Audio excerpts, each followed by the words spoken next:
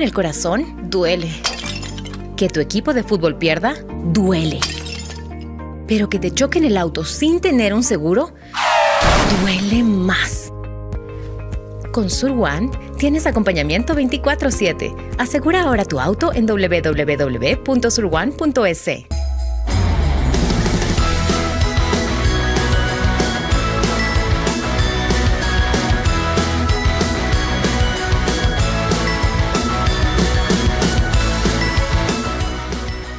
Esta Navidad con Pacificar, por tus compras desde $300, participas por uno de estos increíbles premios. Disfruta un crucero al fin del mundo en Argentina. Descubre la magia de la isla de Pascua en Chile. O vive la experiencia de ver linternas flotantes en Tailandia. Elige tu destino registrándote en www.bancodelpacifico.com. Hoy sí con Pacificar. Banco del Pacífico. Lotería de Navidad, Lotería de Navidad, un carro cada semana tú puedes ganar. Lotería de Navidad, Lotería de Navidad, un carro cada semana y mucho más. Llegó la Lotería de Navidad, un carro cada semana, 3 millones al entero y doble zona de raspe. Lotería Nacional, Junta de Beneficencia.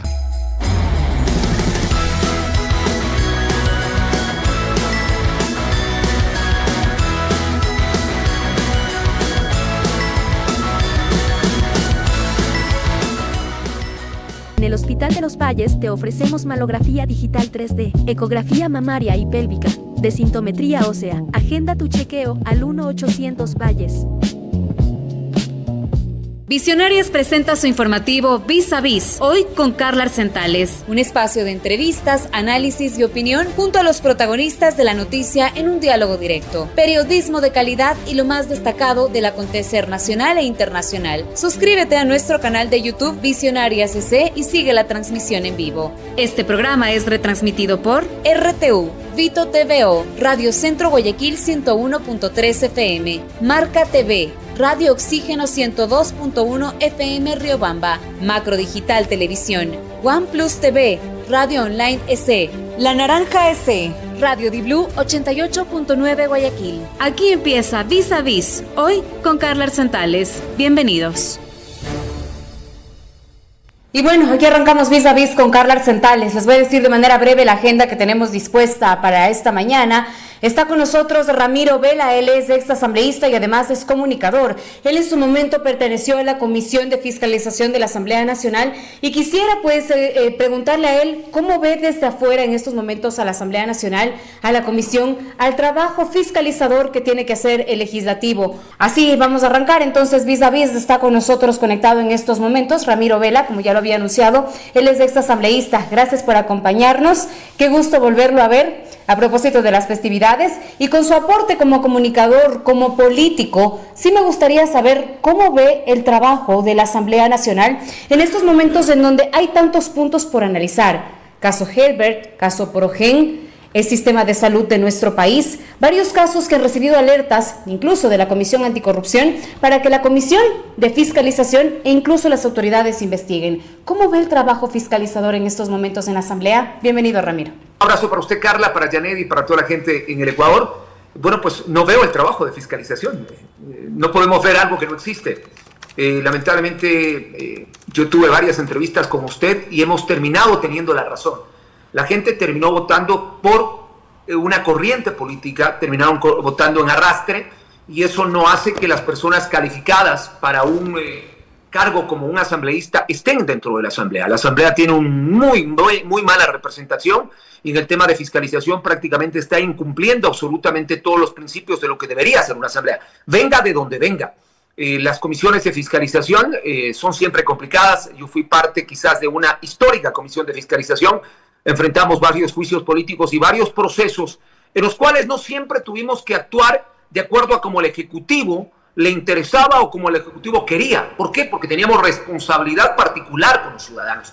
Hoy no. Lamentablemente la mayoría de asambleístas llegaron en arrastre, la mayoría de asambleístas llegaron por el famoso concepto de darle gobernabilidad al Ejecutivo y hacen lo que les ordenan. Levantan la mano, votan de acuerdo a como les conviene, votan de acuerdo a si una comisión tiene la potestad o no de manejar un tema fiscalizador, que todos podemos fiscalizar, pero creo que como casos como los que usted acaba de mencionar, los debería estar manejando la Comisión de Fiscalización. Que además tiene mayoría. Claro, a eso me iba a ir usted. Hay una Comisión de Fiscalización y hay que profundizar en esto, que en estos momentos la Comisión de Fiscalización y la Comisión de Seguridad, digamos las más potentes de la Asamblea Nacional, se encuentran en manos del oficialismo. Eso da transparencia y da, digamos, confianza a los ecuatorianos de que va a haber un profundo trabajo de fiscalización, porque yo digo, y me pregunto esto, por ejemplo, el caso de Progen. Este perjuicio que hay para el Estado de casi 110 millones de dólares según la Contraloría General del Estado, ¿va a ser completamente la fiscalización? ¿Por qué se da 9 meses después? ¿Por qué 9 meses después el presidente de la República anuncia que va a haber justamente una investigación y una denuncia?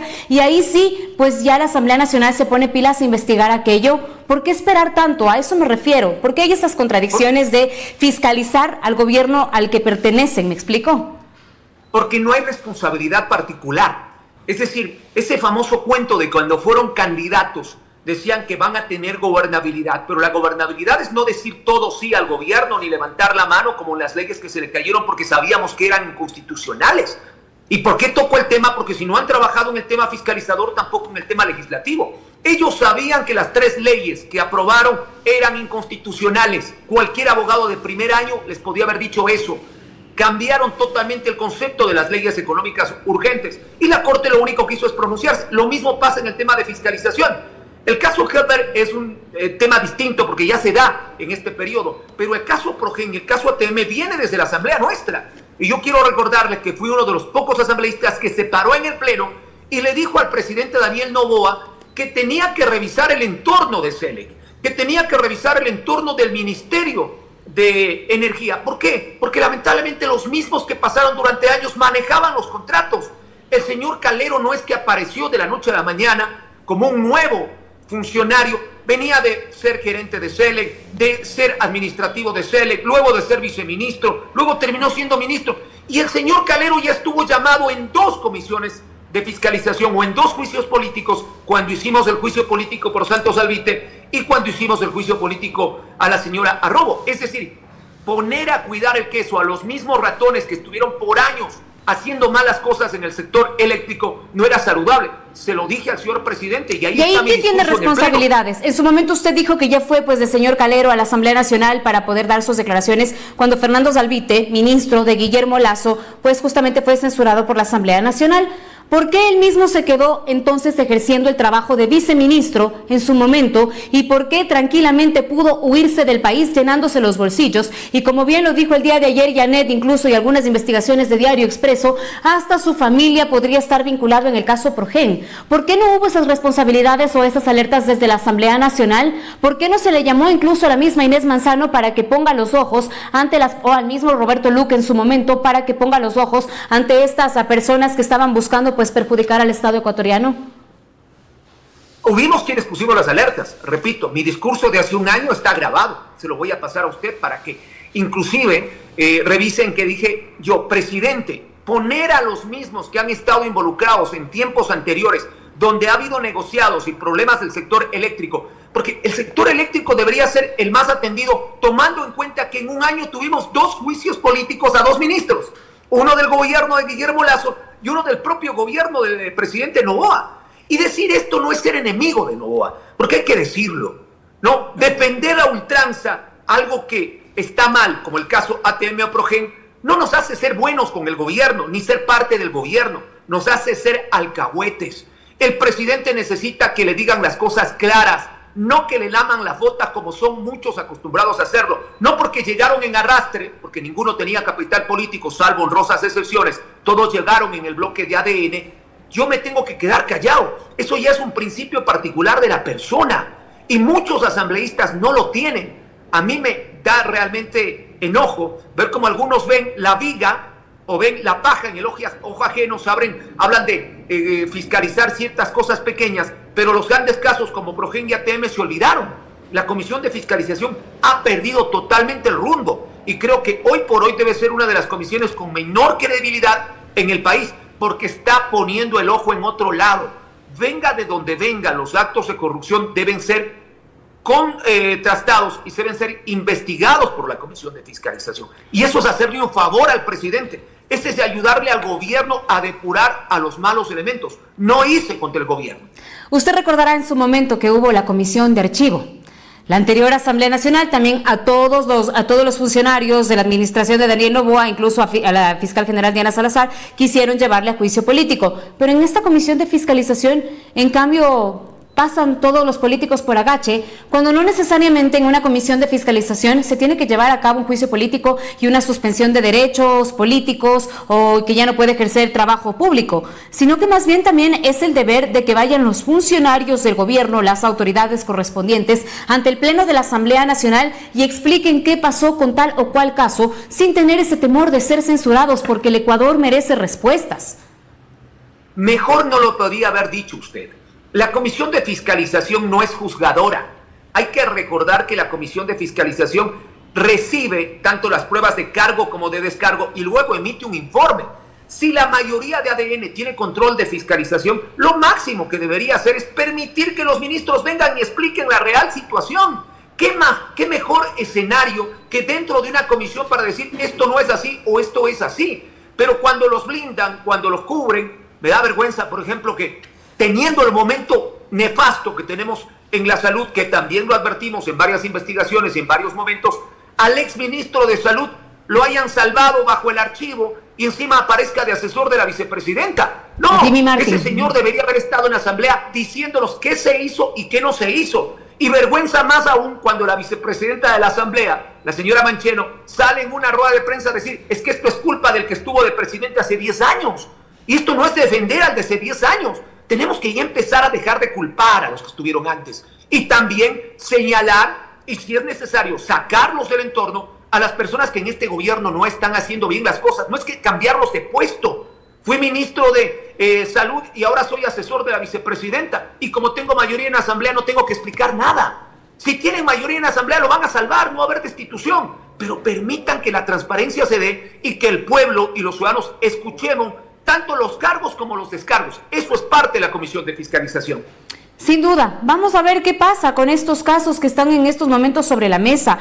Vamos a ver si llaman incluso, y yo le pregunto a usted, si llaman en esos momentos a las autoridades a que puedan comparecer ante este caso y que puedan llegar a una investigación pues realmente profunda, y quién en estos momentos tendría pues responsabilidades por haber dejado libre a Fabián Calero, que no sería el único responsable, porque bien Germán Rodas lo decía en este espacio, hay responsabilidades políticas, hay responsabilidades económicas, hay responsabilidades por omisión, hay responsabilidades técnicas por haber comprado equipos que tal vez no eran ni siquiera compatibles con nuestro país.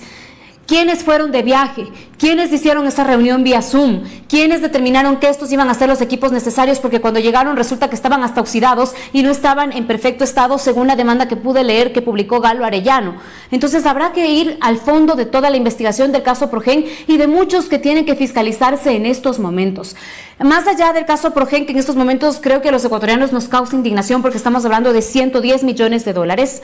Hablemos un poco también del caso fiscalizador de la salud. Usted acotaba algo súper importante con lo de Jimmy Martin, que no fue llevado a juicio político justamente por no hubo los votos necesarios dentro de la Comisión de Fiscalización. Ahora, ¿qué tiene que hacer la Asamblea Nacional también para fiscalizar este sector tan sensible y que necesita atención prioritaria, ayuda, incluso fiscalización por la compra de medicamentos y proveedores que estarían vinculados enriqueciéndose a costa del Estado?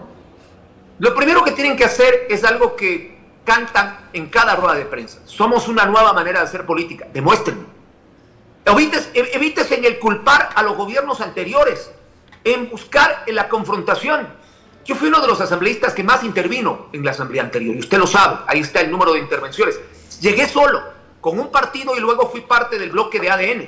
ADN no tenía voceros. Es más, yo fui uno de los voceros de ADN, pero siempre tuve la responsabilidad de hacerlo de acuerdo a las circunstancias del país, sin necesidad de insultar, sin necesidad de hacer circo, sin necesidad de que los discursos ataquen a los otros asambleístas para luego aparecer en TikTok y ganarme los aplausos de los anticorreístas o ganarme el odio de los correístas. No, lo que necesita la asamblea es hacer las cosas que le corresponden. La Comisión de Salud, la Comisión de Transparencia, la Comisión de Fiscalización debe generar verdaderos procesos, ya ni siquiera con el tema de juicio político, porque esa es una de las responsabilidades. La Comisión de Fiscalización no solamente trata juicios políticos, genera informes de fiscalización. Y repito, el presidente y los allegados al gobierno tienen que entender que defenderlos no es tapar los ojos, defenderlos no es buscar tapar el sol con un dedo, defenderlos y ayudarlos es haciéndoles ver los errores y quiénes los están cometiendo, no para que los cambien de puesto, no porque tengan 5 o 6 cargos en el gobierno, sino para que actúen. Personas que no han podido, por capacidad, personas porque han hecho actos de corrupción, deben ser separados inmediatamente, vengan de donde vengan. Y esa debe ser una responsabilidad de los asambleístas, porque el asambleísta no es parte de un partido político, es representante de los ciudadanos y eso se han olvidado. Tal vez, Ramiro, de acuerdo a lo que escucho de su parte, ¿cree que al presidente de la República le haga falta alguien que tal vez le abra los ojos?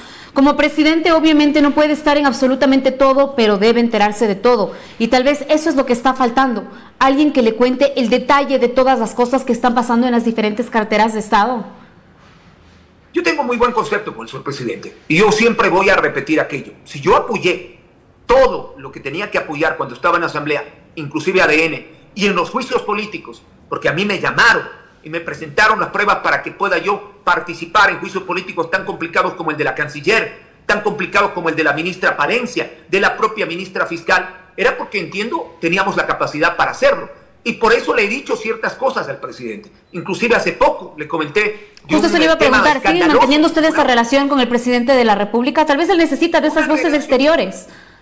De mandarle un mensaje y comentarle cosas que pasan en Tungurahua, nada más, y me ha contestado y me ha dicho, gracias Ramiro, lo vamos a tomar en cuenta. Acá una bacteria contaminó los quirófanos y estuvo 20 días el hospital de Elías sin poder operar. Pero ¿qué pasa? Que se le dice esto al señor presidente, él tiene la buena voluntad, dice voy a mandar a investigar, pero la solución no existe. La misma persona que estuvo frente a esta contaminación de los quirófanos en Elías Ambato sigue de gerente. La misma persona que está de directora del hospital en Tungurahua y que no ha podido cambiar, sigue en los papeles. El mismo problema del señor Lama sigue funcionando, es decir, no hay cambios reales. El problema es que se reciclan a personas que no han funcionado. Y lo mismo pasa en el entorno del señor presidente. Hay mucha gente que toma decisiones y que le hace quedar mal. Y vuelvo a repetir, presidente, hay que saber escuchar a las otras voces. El caso Progen, el caso ATM no es de ahora, ya viene desde tiempo atrás. No todo el mundo está equivocado. Qué bueno que se haya presentado la demanda a nivel internacional. Lo mismo hay que hacer acá. Caiga quien caiga. Quienes viajaron a ver los equipos, quienes estuvieron a cargo de la negociación previa, quienes autorizaron el anticipo, quienes recibieron los equipos, quienes inmediatamente tenían que haber informado que no era lo que se compró. Venga de donde venga, caiga quien caiga. Yo preferiría perder el dedo que perder la mano. Y por último, perder la mano que perder el brazo. Esto le está causando un daño terrible al propio gobierno y le está deteriorando. Y un buen proyecto para el país de salir de la corrupción se está cayendo. Y eso el presidente no lo puede permitir. Tiene que escuchar a otras voces porque su entorno le está fallando. Sí, sin duda. A veces, y voy a tomar palabras de Janet, ella en su momento decía, la gente desde afuera puede colaborar muchísimo más con las autoridades porque ven la situación desde otra perspectiva. A los medios, incluso a algunos asesores, gente digamos afuera, incluso de la misma política, le llegan ciertas denuncias que pueden abrir en estos momentos los ojos a las autoridades para identificar quienes quieren enriquecerse a costa del Estado, quienes están cometiendo corrupción en estos momentos. Es una buena aporte el que usted dice en estos momentos y esperemos que el presidente de la República pueda escuchar, porque los ecuatorianos hemos depositado nuestra confianza en él. Ahora yo quiero preguntarle a usted, Ramiro, cambiando de tema, y usted fue parte de la Comisión de Fiscalización y de demás, la gente pues lo extraña tal vez como un buen político y ya se acercan las seccionales. ¿Es posible que usted pueda ser una de esos rostros que participe con ADN para las seccionales? Porque usted sabe que también los gobiernos autónomos, los GATS, las prefecturas, las municipalidades, también tienen que trabajar de mano pues con el gobierno central. Bueno, primero yo no soy parte de ADN. Lo sé, pero en su momento coincidieron en ciertas ideas. Coincidimos por el país y podemos coincidir en muchas cosas negativas, pero en las cosas positivas y en las cosas negativas no vamos a coincidir. Y precisamente yo no fui candidato de ADN porque como algún momento algún ministro me dijo, usted no se lo puede controlar. No porque no nací para levantar la mano, ni nací para que me digan lo que debo hacer, y peor si era asambleísta. Yo tengo la responsabilidad, y agradezco sus palabras, de que hasta ahora los medios de comunicación me siguen invitando para opinar por Tungurahua. Me da pena ver que Tungurahua hoy no tiene representantes y no tiene una vocería. y varios buscaría tal vez ser una de las autoridades de Tungurahua, si es que usted mismo acota que es un cambio que se necesita. Sí, Ambato y Tungurahua están totalmente abandonados, ¿no? Acá tenemos un problema local terrible, también por los errores de los propios ciudadanos, porque yo quiero recordar que la Asamblea está como está por la votación de los ciudadanos. Tenemos lo que nos merecemos. Lo mismo le está pasando a Ambato y Tungurahua. Y justo hoy, en mi programa de radio decía, ante el pronunciamiento de varios ciudadanos de que quieren que yo sea candidato, si me toca ser candidato, lo haré. Estoy totalmente recuperado de mi salud. Ha pasado un año desde mi operación. Usted sabe que yo tuve un problema complicado al final de mi gestión en la Asamblea. Y si tengo que enfrentar ese reto, lo haré. Pero si tengo también que apoyar a otras personas y dar un paso al costado, también lo haré. Porque gracias a Dios nunca viví de la política y no vivo de la política. Pero sí tenemos que ser responsables. Y los buenos ciudadanos, los que nos formamos, los que profesionalmente estamos preparados para aquello y no tenemos rabo de paja y salimos bien de la función pública, podemos regresar. Si a mí me toca ser candidato, lo haré y enfrentaré el reto. Si me toca apoyar a otras personas, también lo haré. Pero trataremos de recuperar Ambato y Tungurahua porque está peor que el país, complicado, y los ambateños y tungurahuenses no merecemos esto. Finalizo con esto, más allá de ver la parte de Tungurahua, la parte de Pichincha, ¿cómo ve usted al país para este próximo 2026 con la situación política y económica que tenemos en estos momentos? Complicado, súper complicado, totalmente polarizado. Veo mucha decepción en los ciudadanos, veo mucha gente que está incrédula frente a los cambios reales. Si bien es cierto, se habla de unas cifras macroeconómicas de recuperación. Yo que camino en la calle, que sigo yendo a los mercados, que sigo yendo a los restaurantes, que tengo mi contacto directo con la radio, que es lo que nos permite los medios de comunicación, veo que la situación en los ciudadanos es distinta, veo que en territorio no se ha trabajado. Vuelvo a insistir, en Tungurahua hay muchas cosas que hacer. Quiero reconocer, eso sí, mi trabajo fiscalizador de la carretera E35 logró resultados. Ha vuelto a la reconstrucción de esta carretera para el ingreso de Ambato. Qué bien, porque Tungurahua se lo merecía, pero hay otros temas que deben cambiar. El presidente debe también mirar hacia los sectores de territorio. Gente que no tiene voz ni voto. Gente que es puesta en el puesto porque se calla, porque tapa, porque no denuncia, que simplemente son administrativos. Necesitamos autoridades con pantalones para que el presidente le diga, estos son los problemas y estas son las soluciones. No para que al presidente le sigan lamiendo las botas. Ese es el grave problema del país. Y si no tenemos personas con personalidad en cargos importantes, el presidente va a seguir cometiendo errores como estos. Porque hay que ratificar que hay muchos aciertos, pero también hay errores como estos. El presidente tiene la autoridad histórica de cambiar al país. Escuche y no tape a nadie. Transparente toda la gestión. Le preguntaba esto a propósito de cómo ve el 2026 y cómo ve toda la situación política, porque ya como yo le decía, se viene un año preelectoral y eso también de alguna manera pues digamos tiene engranaje con la situación de la Asamblea Nacional y poder llegar a acuerdos incluso con la oposición y la Revolución Ciudadana. ¿Cree usted que 2026 puede ser un momento en donde se piense en los ecuatorianos y no en la política y en los intereses partidistas? Qué buena pregunta, Carla. Yo soy de los que va perdiendo un poquito la esperanza. Soy muy positivo y voy a remitirme a mi tiempo de asambleísta. Nunca entenderé cómo gente que al presidente le dijo hasta delincuente, luego fue parte de ADN. Gente que tuvo mucho pasado negativo, hoy es parte de ADN. De otros partidos políticos, a los que criticaron. Es que esa es la política que tenemos en el país. Ese es el problema, por eso soy incrédulo. Pero en cambio la gente buena, la gente abierta, la gente frontal, muchas veces no caemos bien en esos espacios. Tenemos que ser bailarines, tenemos que estar un día en la verde y luego de ser morados. Tenemos que alguna vez haberle dicho algo malo al presidente para después lanzarle lonjas. No, señores, eso tiene que cambiar y ojalá para las seccionales cambie. Y cada ciudadano tenemos que estar conscientes que si en la política, en mi caso en el periodismo o en la docencia, porque también doy clases, o como autoridad, tenemos que ser concretos. Lo blanco es blanco y lo negro es negro. El día que cambiemos eso, a lo mejor tengamos algo más de esperanza. Vamos a ver qué pasa, ya veré si le veo en la papeleta entonces de las seccionales y vamos a ver qué sucede durante el 2026, que sea un mejor país, que definitivamente los políticos, como yo lo digo, piensen más en el voto que les dimos los ecuatorianos antes de sus intereses propios. Ramiro, siempre es un gusto conversar con usted, yo le mando un fuerte abrazo y le deseo unas felices fiestas. Muchísimas gracias, Carla, les tengo una consideración muy especial, siempre veo sus programas. Considero que la labor periodística es complicada, siempre nos van a decir, si opinamos de un tema, que estamos a un lado.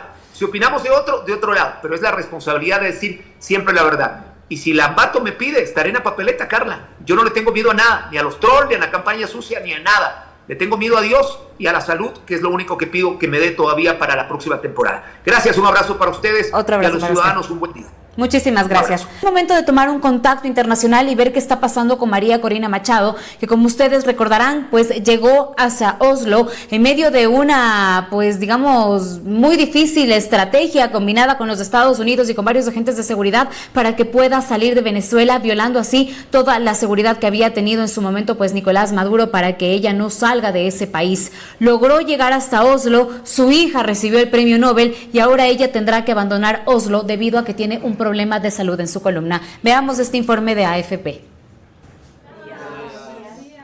María Corina Machado ya no está en Oslo. La información fue brindada por un colaborador cercano, Pedro Urruchurtu Nocelli, quien no precisó su nuevo destino. La opositora venezolana y ganadora del Nobel de la Paz, quien vivía oculta en su país desde agosto de 2024, arribó a la capital noruega en la madrugada del 11 de diciembre. Su viaje para salir de Venezuela para recibir el galardón implicó un recorrido en una embarcación precaria hacia Curazao, para luego tomar un vuelo con escala en Estados Unidos. Sus allegados indicaron que durante la travesía se fracturó una vértebra. Urruchurtu señaló el miércoles que Machado está atendiendo citas médicas con un especialista para su pronta y total recuperación. La líder opositora ha indicado que hará todo lo posible para volver a Venezuela, pese al riesgo de ser arrestada. El fiscal general del país sudamericano, Tarek William Saab, dijo el mes pasado a la France Press que Machado sería considerada prófuga si abandonaba el país, donde es investigada por conspiración, incitación al odio y terrorismo. Y bueno, ese fue el informe internacional. Vamos a ver qué otra ruta toma en estos momentos María Corina Machado, cómo va a distribuirse a lo largo del mundo entero, porque sabemos que tiene por delante incluso varias giras internacionales. Y la gran incógnita es saber si María Corina Machado va a regresar a Venezuela mientras esté ahí el régimen dictatorial de Nicolás Maduro. Vamos a ver también esas respuestas seguramente para el 2026. Gracias a todos ustedes por acompañarnos este día pues en el desarrollo de las entrevistas. Me ha gustado mucho estar con ustedes en las entrevistas. Yanedi Nostroza, como siempre, pues muy focalizada con su punto G, así que les invitamos a ustedes a compartir nuestros contenidos que se encuentran en Visionarias SE. Por supuesto, también suscríbase a través de nuestro canal de WhatsApp y manténgase durante todo el día informado junto a nosotros. Para mí un placer estar junto a ustedes. Yo soy Carla Arsentales. Una buena jornada para todos. Que te rompan el corazón, duele. Que tu equipo de fútbol pierda, duele. Pero que te choquen el auto sin tener un seguro, duele más. Con Sur One tienes acompañamiento 24/7. Asegura ahora tu auto en www.surone.es.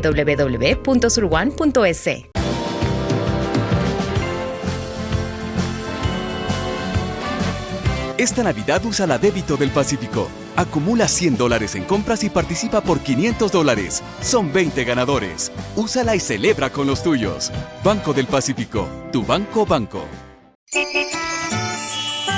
Lotería de Navidad, Lotería de Navidad. Un carro cada semana tú puedes ganar. Lotería de Navidad, Lotería de Navidad. Un carro cada semana y mucho más. Llegó la Lotería de Navidad. Un carro cada semana, 3 millones al entero y doble zona de raspe. Lotería Nacional, Junta de Beneficencia.